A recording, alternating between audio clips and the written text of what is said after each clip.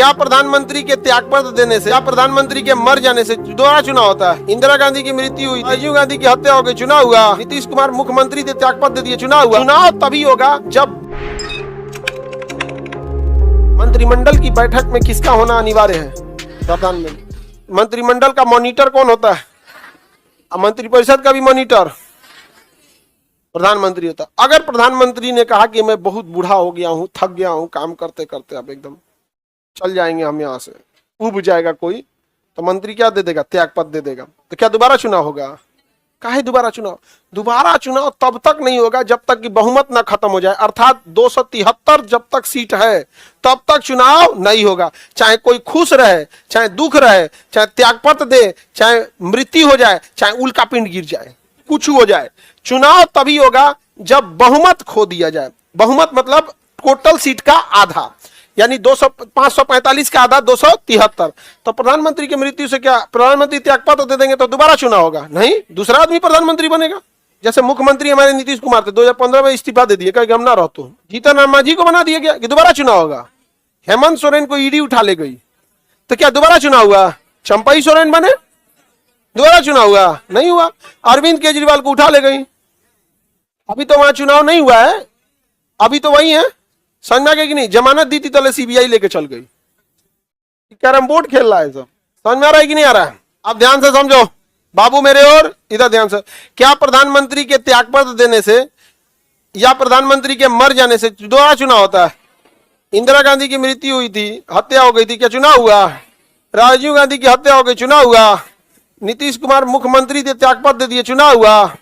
नहीं, प्रधानमंत्री।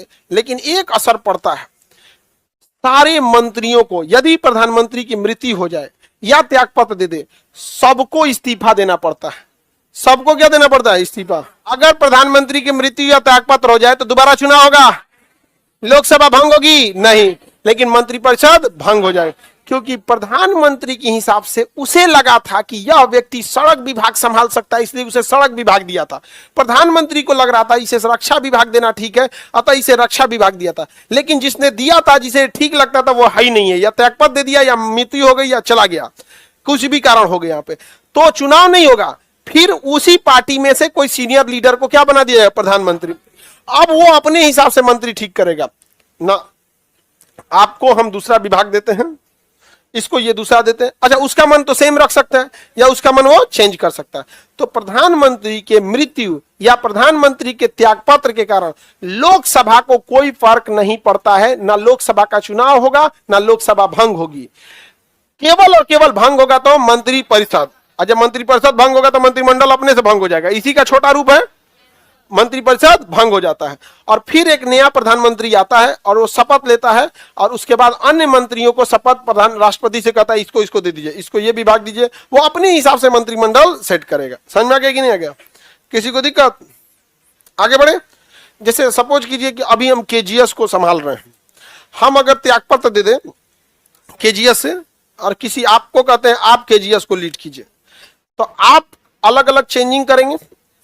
कौन सेंटर हेड है, कौन टेक्निकल हेड है, कौन फाइनेंशियल हेड है, कौन एकेडमिक हेड है, कौन ग्रीवांसेज है, हम अपने हिसाब से सेट करके रखे हैं किसका क्या काम है, क्या है यहाँ पर। समझ में आ रहा है कि नहीं आ रहा है? आपको अगर लीड करना रहेगा तो आप अपने हिसाब से सेट करेंगे। गांव से लाएंगे 4-4, 5-5 को लीड करोगे कि डुबा दोगे?